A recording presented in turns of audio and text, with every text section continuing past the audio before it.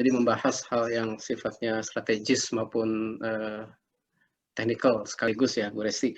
Jadi sebagai mungkin sebelum masuk ke fase tanya jawab ya, saya ambil beberapa hal yang tadi Bu Resti sampaikan. Jadi pentingnya digital mindset itu sebagai game changer sebetulnya di organisasi ya. Jadi itu elemen yang penting ya, masalah digital mindset sebagai elemen dari digital transformation. Kemudian juga di masa saat ini kita harus lebih cepat, tadi harus berani melakukan inovasi melalui rapid experimentation ya, dan juga kita harus terbiasa dengan merilis produk yang kita sebut sebagai MVP ya, Bu Resti, jadi minimum viable product ya, jadi segera kita luncurkan, yang penting itu bisa segera memberikan manfaat ya bagi organisasi yang merilis service tersebut, juga tentunya bagi customer ya, seperti itu. Jadi juga tadi ada pesan ya kepada internal auditor bagaimana meleverage momentum, kita harus meningkatkan skill dan juga business acumen ya. Jadi pemahaman mengenai bisnis model itu sangat penting. Bu Resi sampaikan jangan lupa juga meningkatkan porsi advisory atau consulting ya, sebagai apa namanya nilai tambah ya yang kita berikan. Kemudian juga improving quality ya, dengan cara apa? Kita harus menjadi lebih data driven ya, data driven, gunakan pendekatan analytics juga dalam melakukan audit.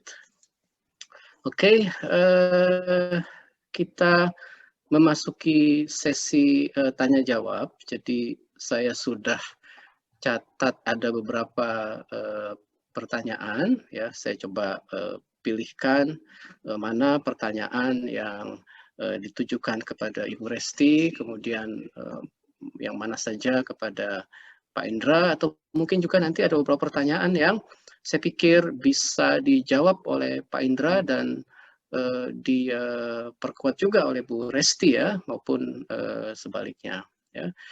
Oke, jadi ini ada pertanyaan terlebih dahulu kepada Pak Indra Utoyo. Jadi saya ambilkan 2 pertanyaan dulu Pak, supaya nanti Bapak tidak terlalu banyak ya yang harus dicatat. Jadi yang pertama ini dari Ibu Iftitah Dewi ya, menanyakan bahwa tadi BRI Bapak jelaskan berusaha untuk meningkatkan outreach ya melalui produk microfinance-nya ya, dan secara nature juga BRI sudah tersebar di seluruh pelosok. Nah, pertanyaannya bagaimana BRI mengatasi masalah koneksi jaringan ya di wilayah terpencil, terutama di masa COVID-19 ini ya. Yang pertama, yang kedua juga masih kepada Pak Indra Utoyo. Jadi pertanyaan dari Ibu Tika ya, Ibu Tika Arundina. Jadi mengenai scoring ya, credit scoring untuk mengetahui credit worthiness nasabah ya, aspek data apa saja yang dilihat ya, apakah karakter nasabah juga termasuk hal atau parameter yang diperhatikan ya. Oke, silakan Pak Indra, mungkin 2 pertanyaan itu terlebih dahulu untuk ditanggapi.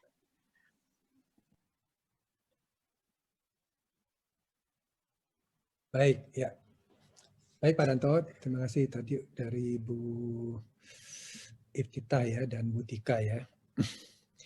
Kalau yang terkait dengan aspirasi BRI untuk bisa melayani seluas-luasnya, ya itu sebetulnya memang mengapa BRI punya satelit sendiri gitu. Karena memang BRI ini kan bank rakyat ya, jadi mungkin ada bank yang, kalau bank yang satu bank unggul juga ya, itu kan memang dia kehadirannya follow the money, ada uang, ada bank itu. Kalau BRI memang ada follow the people, ada orang, ada bank BRI gitu. Jadi memang kita hadirnya di tempat-tempat yang remote. Oleh karena itu kenapa BRI punya satelit sendiri itu, karena memang satelit itu sangat cocok untuk melayani dengan cepat gitu ke semua titik yang bisa dilihat dari satelit begitu ya. Nah itu cara yang Jadi itu juga reason mengapa bagian dari operational risk ada satelit. Yang berikutnya memang kita tidak cara lain, memang kita mengandalkan kepada coverage dari telco. Ya, sekarang yang paling luas adalah Telkomsel gitu. Bagaimana dengan kalau nggak ada sinyalnya? Memang ya tadi kalau satu satelit tentunya bisa diharapkan bisa mengcover seluruh, bahkan sampai ke laut juga ya. Tapi kita tahu juga kalau semua sudah menggunakan mobile base memang harus nanti connect dengan komunikasi data itu. Nanti ada yang memang ada simpul-simpul Pak, yang namanya agen brilling atau ya. Jadi agen brilling itu adalah cara BRI untuk mempenetrate seluas-luasnya. Sekarang BRI tidak hanya melalui kantor BRI ya, tapi juga agen BRI sekarang sudah sekitar 450.000, ada di hampir 60.000 desa ya. Nah itu simpul-simpul untuk memberikan basic financial service yang kita hadirkan di berbagai pelosok begitu melalui agen-agen kita, dan ini sudah luar biasa, udah kayak driver Gojeknya BRI ini, karena volume transaksi yang terjadi di agen brilling sekarang nih by awal November sudah 1.000 triliun gitu ya. Itu kalau dijumlahkan para fintech, para unicorn itu mungkin baru seperberapanya dari agen brilling. Jadi agen brilling memang luar biasa. Ini bagian dari bagaimana kita bisa tadi ya reaching ya, menjangkau seluas-luasnya kepada masyarakat kita. Mungkin itu Bu Iftita ya. Kemudian untuk Bu Tika, jadi terkait credit scoring ya. Jadi memang kita ada beberapa parameter yang dilihat begitu. Ada parameter yang kalau itu sifatnya konsumtif atau produktif. Jadi kan kredit ada yang produktif gitu. Kalau untuk usaha yang kita lihat memang dari sisi seberapa sejarah atau histori dari total berapa sih saving account-nya, average balance-nya yang dia punya, kemudian parameter-parameter yang diberikan dari lokasi, dari total loan yang pernah diberikan, dari rasio mungkin total payment capacity-nya ya, kemudian ada nggak kolektivitas yang terburuk yang pernah dia lakukan, pernah nunggak, pernah apa begitu. Kemudian apalagi ya, mungkin dari lokasinya sendiri ya, dari lokasi-lokasi kantor-kantornya itu juga kita jadikan parameter ya. Nah kalau terkait dengan karakter itu juga masuk, itu tapi utamanya itu untuk yang besar-besar sih. Kalau kita kan mikro ya, jadi nggak seperti itu, karena mikro relatif justru orangnya sih lebih polos-polos gitu ya. Tapi kalau yang big company memang atau yang higher level itu memang terkait dengan aspek ini ini, tapi kami juga menerapkan 5C termasuk karakter begitu untuk memutuskannya. Tapi kalau credit scoring-nya tadi menggunakan beberapa indikator yang tadi saya sampaikan, ada beberapa parameter begitu ya. Ada termasuk usia, pekerjaan, kemudian mutasi transaksi yang ada di bank, dan juga status dari aset-aset mereka, income dan lain sebagainya. Itu yang dijadikan bagian dari credit scoring. Kalau untuk fraud scoring ada berbagai juga ya. Fraud scoring itu dari parameter signifikannya antara dari frekuensi tarik tunainya gitu, kemudian dari sisi terminal ID-nya gitu. Karena kita melihat juga nanti anomali pattern-nya, kalau ini tarik tunainya maksimum gitu, kemudian lokasinya tidak lazim gitu ya. Kemudian kok dalam waktu yang bersamaan ada dua lokasi yang berbeda gitu. Kemudian volumenya tidak lazim, waktunya juga tidak lazim. Nah ini hal-hal yang memang juga di suspek begitu ya, untuk apakah ini daerah rawan atau tidak gitu ya. Kemudian dari ID device-nya itu juga hal yang di-capture untuk nanti melihat ada pattern-pattern yang tidak wajar, anomali begitu. Seperti itu Pak, Bu Tika ya. Oke, mungkin itu ya. Saya pikir menjawab tadi apa yang ditanyakan oleh dua penanya ya Pak Indra. Jadi kita cukupkan dulu, kita beralih ke Bu Resti. Nanti ada beberapa pertanyaan yang akan kami sampaikan ke Bapak lagi ya Pak ya. Oke Bu Resti, ini ada pertanyaan dari Pak Rosyihan Anwar ya. Jadi saya pikir ini lebih tepat Bu Resti yang menjawab. Jadi ada dua pertanyaan. Yang pertama, bagaimana pandangan Ibu mengenai peran internal audit yang ideal di masa VUCA ini? ya di masa volatility, uncertainty, complexity, dan ambiguity, ya. Jadi peran dari internal audit yang ideal di masa ini. Kemudian yang kedua, apa key success factor untuk penerapan agile auditing? Ya, silakan Ibu Resti.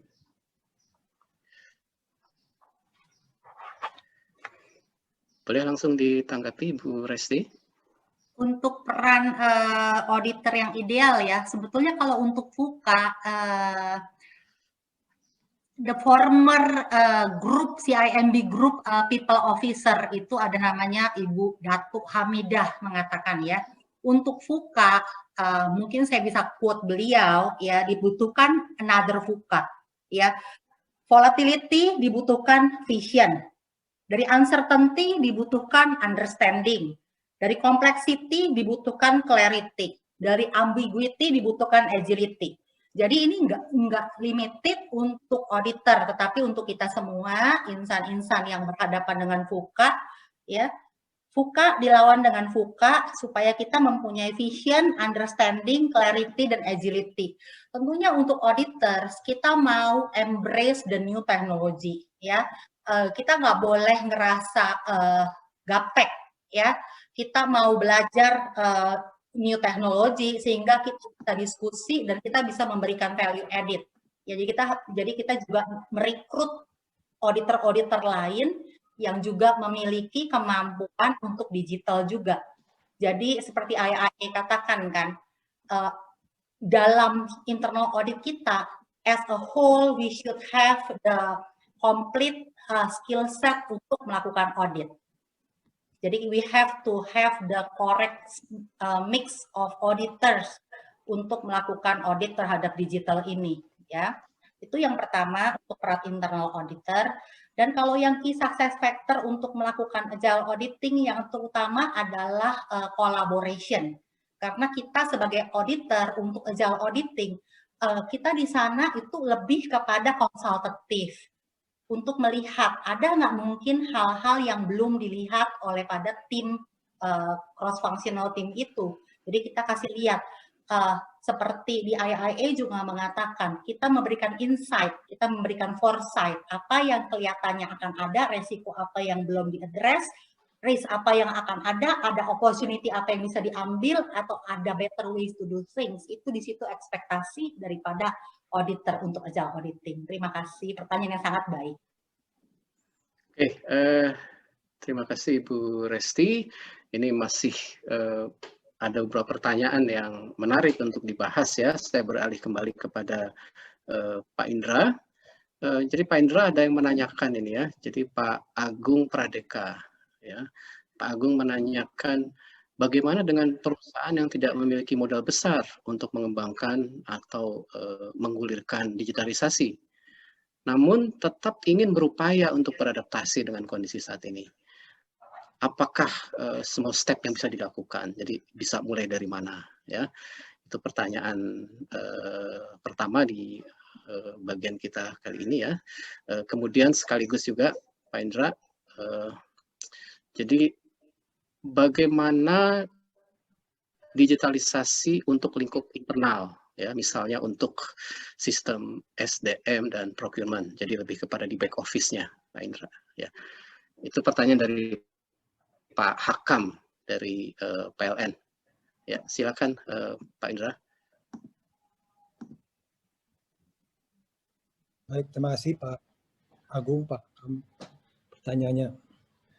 Tadi saya sampaikan ada 3 challenge dari transformasi digital ya. 1, culture, kedua, sources, ketiga, talent, gitu ya.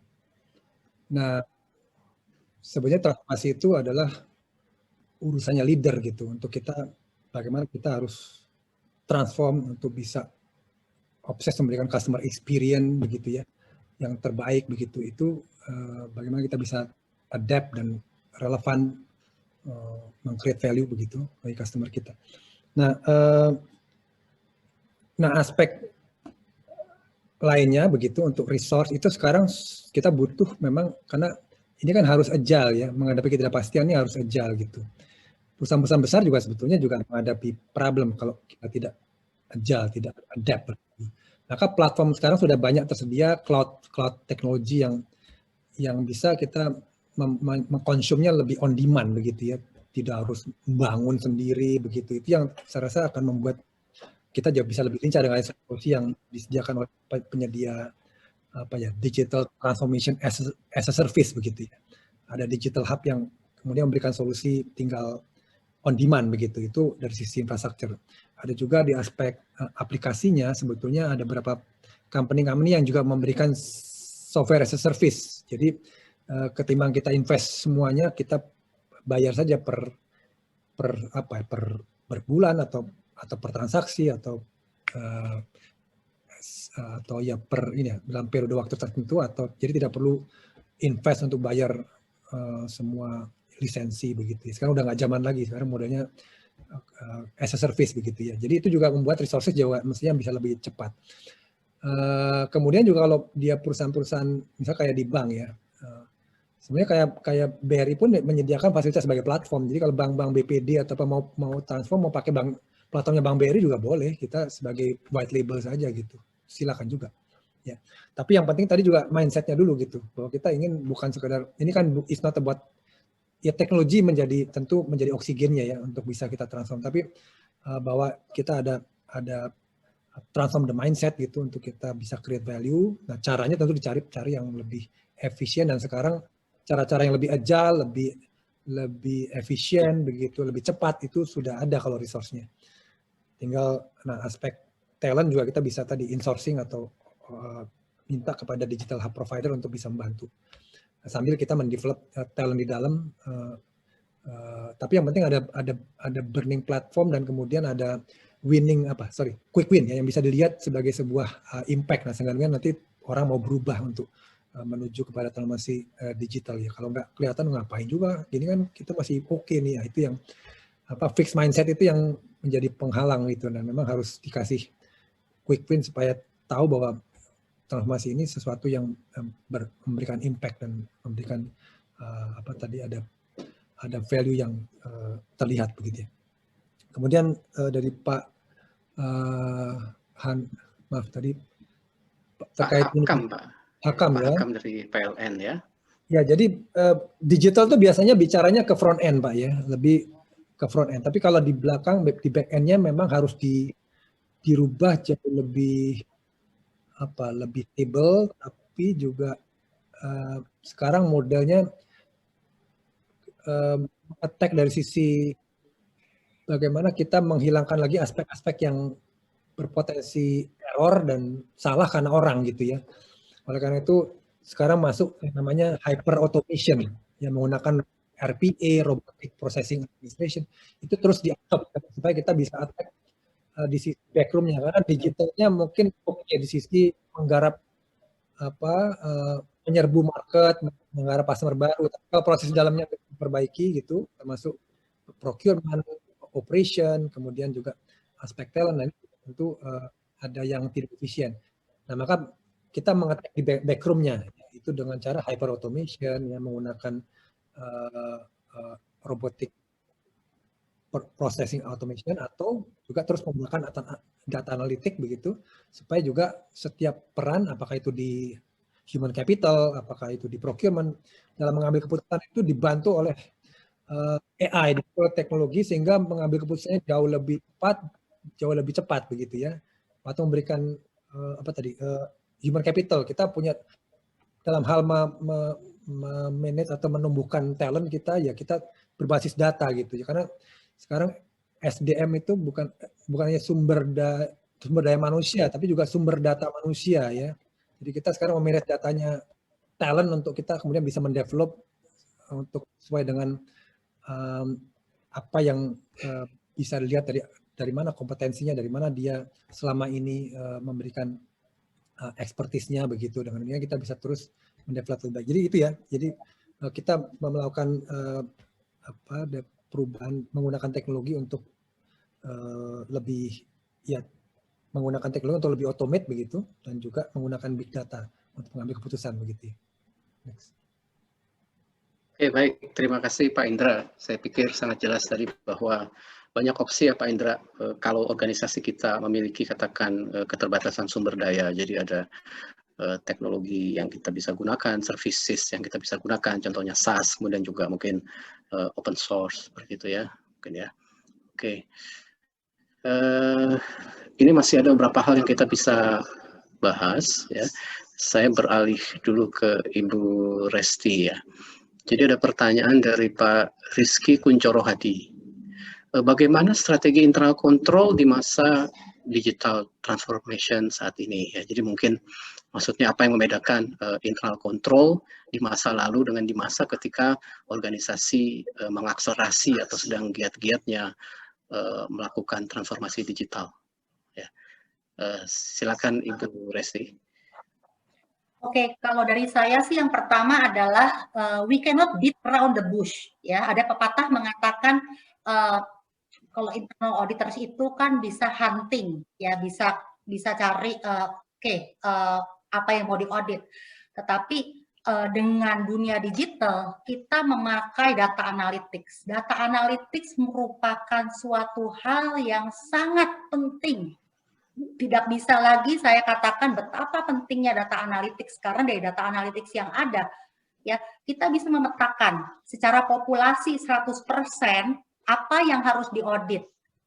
Tentunya semakin baik understanding kita terhadap bisnis dan terhadap bisnis proses, semakin tajam data analytics yang kita lakukan.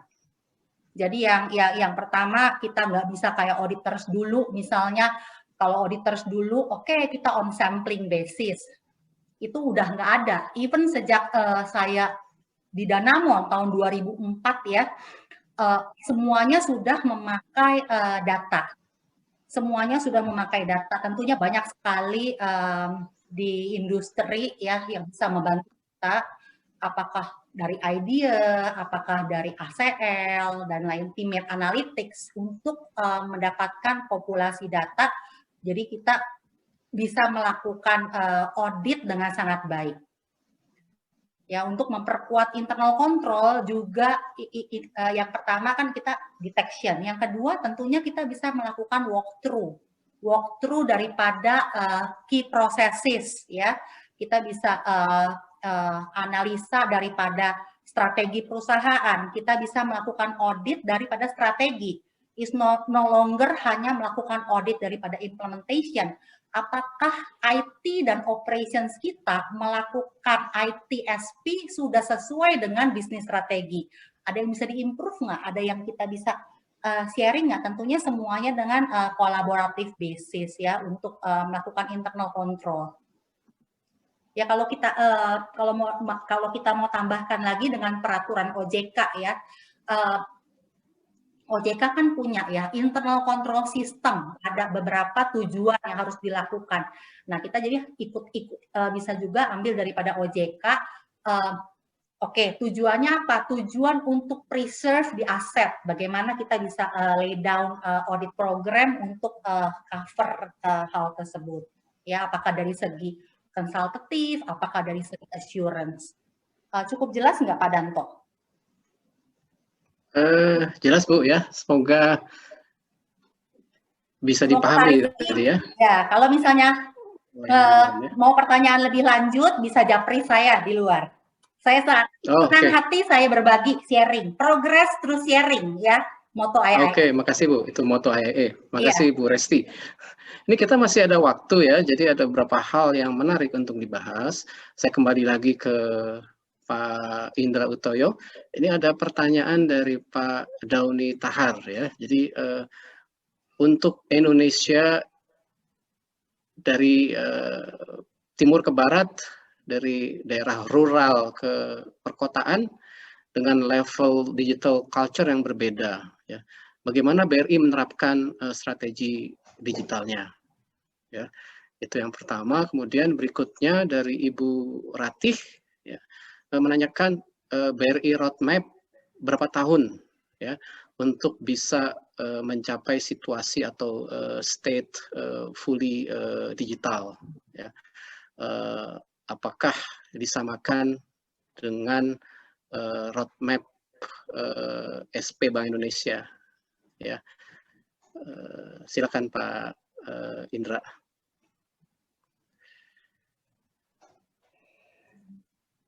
Baik, terima kasih Pak Doni Tahar. Jadi transformasi digital ini saya cenderung mengadop strateginya namanya hybrid company model ya. Jadi kita tidak bisa memaksa semua harus prosesnya digital, karena itu nanti tergantung dengan juga tingkat adopsi dari masyarakat. Oleh karena itu model kita akan mengadop model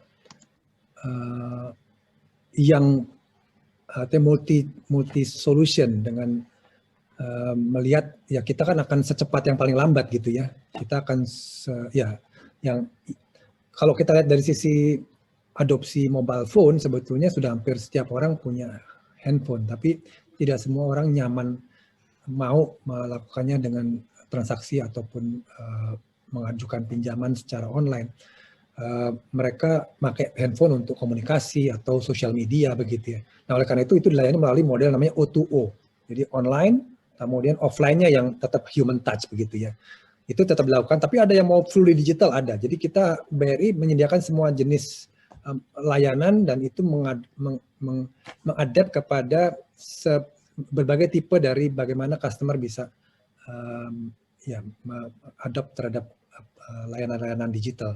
Tapi yang jelas secara internal kita harus semuanya ditransform sehingga tadi modelnya O2O, online to offline. Contohnya misalnya di BRI sekarang di BRI itu account officer-nya namanya mantri ya.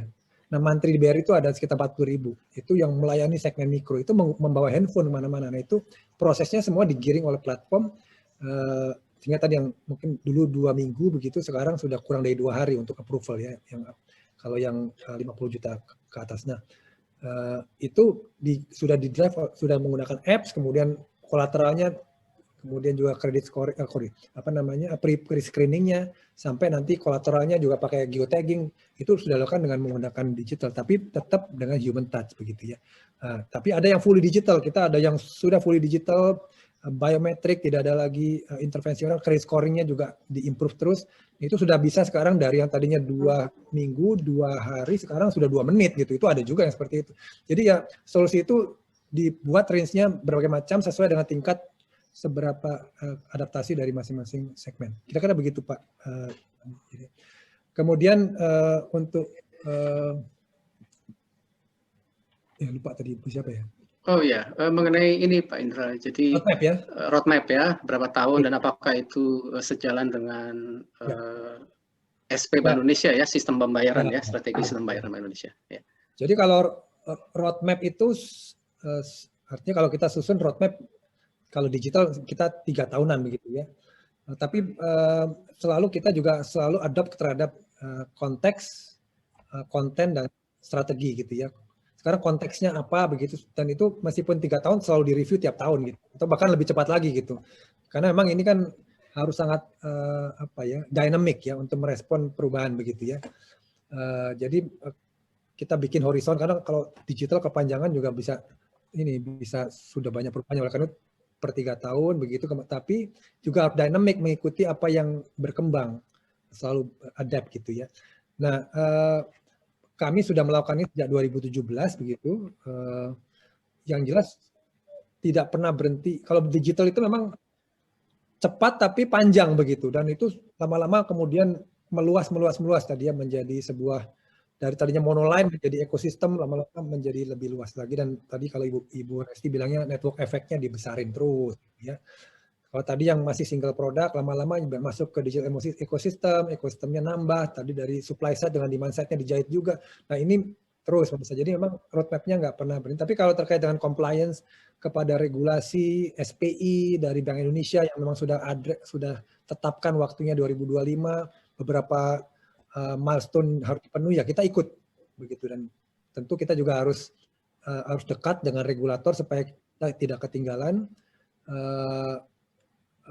Ada working group yang harus kita ikuti supaya secara industri kita mengadop secara artinya dengan cepat dan sesuai dengan standarisasi atau arah yang ditetapkan oleh government. Jadi kayak SP 2005 kita aktif juga di sana begitu ya, sebagai anggota working group untuk kemudian kita sesuaikan bagaimana penyesuaian di dalam juga dilakukan untuk supaya mengikuti arah sistem pembayaran ke depan misalnya. Begitu mungkin Bu. Oke, baik, terima kasih Pak Indra. Jadi tadi sudah menjawab pertanyaan dari Ibu Dauni ya, tadi Ibu Dauni Tahar ya Pak ya, bukan Bapak rupanya ya, dan juga dari Ibu Ratih ya, sudah dijawab secara tuntas oleh Pak Indra. Ini ada beberapa pertanyaan lagi ya. Ini satu pertanyaan mengenai agile auditing, baiknya kita simpan saja untuk sesi agile auditing ya. Oke. Tapi ini ada satu hal yang mungkin juga menarik ya kepada Bu Resti ya, pertanyaan dari Ibu Rena Mutia. Jadi tadi Bu Resti menyampaikan bahwa Ibu di posisi sebelumnya mengatakan bahwa internal audit terlibat dalam keputusan go no go untuk suatu produk ya sebelum dia itu live ya. Nah, ini apakah artinya dari awal sudah memberikan advisory atau seperti apa? Ya, silakan secara singkat Bu Resti, mengingat waktu kita yang sudah mendekati pukul 17.30. Iya, terima kasih pertanyaannya ya. Kalau untuk go no go itu sebetulnya di depan sudah didefinisikan, diminta ya internal audit dalam hal ini untuk melakukan konsultatif atau melakukan advisory. Memang kita lakukan dari depan. Ya, kalau kami dulu, kami dulu di CIMB Niaga, misalnya kita mau melakukan core banking upgrade, ya, internal audit ikut mengawal karena adalah proyek yang tidak bisa fail, ya. Begitu juga untuk internet banking, mobile banking. Jadi direktur consumer banking atau direktur IT kami bisa bilang, Resti, ini kita minta untuk internal audit melakukan konsultatif atau advisory, dan usually kita akan sangat senang untuk membantu karena kita sama-sama menjaga organisasi. Jadi memang ini adalah fungsi advisory, consulting, bukan fungsi assurance. Jadi along the way, selama kita ikut di dalam proyek itu, kita memberikan our insight, our foresight, opportunity apa yang kita lakukan, resiko apa yang kurang, apa yang sebelumnya ada gap seperti apa, bagaimana kita melakukan, dan lain-lain. Itu merupakan experience yang tidak bisa dibeli dengan uang, ya, karena itu kita collaborate dengan kita punya partner, dan kita tim IT kita nggak melihat kita sebagai auditor, tapi dalam hal ini melihat kita sebagai partner. Ya tentunya kita harus upgrade juga ya, our understanding terhadap apa yang harus diaudit supaya bisa memberikan value added yang baik. Ya, terima kasih. Oke, baik, terima kasih Bu Resti telah menjawab pertanyaan dari Ibu Rena Mutia. Saya pikir itu pertanyaan terakhir yang kita bisa bahas pada sesi panel kita di sore hari ini, ya. Bapak-bapak dan Ibu sekalian, ini menarik untuk melihat bahwa sesuai dengan tema National Conference kita hari ini, jadi mengenai komunikasi dan kolaborasi ya. Jadi bahwa ternyata memang transformasi digital itu membantu kita untuk dapat berkomunikasi dan berkolaborasi dengan lebih efektif lagi, ya. Dan ya untuk kita bisa menjalankan atau menggulirkan ya program transformasi digital, itu pun kita memerlukan adanya komunikasi dan kolaborasi ya antar para pemangku kepentingan internal maupun juga eksternal ya. Itu mungkin sedikit key takeaways dari saya. Nah, belum cukup sepertinya jika kita belum mendengarkan closing statement dari kedua panelis kita. Silakan kita mulai dengan Pak Indra terlebih dahulu. Pak Indra, mohon sampaikan pesan atau wejangan buat kita semua terkait dengan topik yang kita bahas. Ya, saya rasa kita memang selalu punya kesadaran baru begitu di era digital ini, perlu punya kesadaran baru. Kita harus adapt dengan era digital ini, ya memang ini caranya baru, mindsetnya baru, Dan salah satunya adalah memang harus mantranya harus cepat begitu. Nah, ini challenge-nya bagi kita tentu bagaimana kita bisa terus adapt. Jadi mungkin kuncinya di agility dan adaptasi ya. Jadi kita jangan sibuk untuk inovasi tapi sibuk untuk adaptasi gitu. Karena banyak perusahaan sibuk inovasi tapi ternyata ya bermasalah ya, seperti Nokia, seperti BlackBerry, seperti Kodak gitu. Mereka inovasi tapi mungkin berupa adaptasi. Nah, kita memang penting di era seperti sekarang ini, apalagi krisis begitu, dan ini memang kemampuan kita bisa agile dan adapt ini menjadi sangat penting, termasuk juga di aspek-aspek terkait dengan risiko ya. Yang tentu juga akan kita lihat memang digital ini exposure pada risikonya jauh lebih besar dibanding sebelumnya, dan tidak hanya linear tapi eksponensial begitu. Sehingga kita perlu adapt dengan cara-cara baru untuk memitigasi hal-hal. Di samping manfaatnya tentu yang harus kita lihat adalah di sisi scary-nya ini yang harus kita adapt, harus kita mitigasi dengan pendekatan teknologi, tentu dengan juga governance dan risk dan compliance yang tentu diadaptasi begitu. Mungkin demikian Pak. Terima kasih atas kesempatannya. Ya. Terima kasih Pak Indra atas wisdom-nya yang sudah disampaikan tadi. Bu Resti, silakan Bu, closing statement dari Ibu. Oke, kalau dari saya satu hal adalah only constant is change, ya. And the changes come at exponential speed. Jadi kita embrace the change, embrace the new technology, have the fire in the belly, ya, to upgrade ourselves, to upgrade our team, so that we remain relevant and can contribute to the organization and to the business and to the IT that we serve. Terima kasih Bapak Ibu.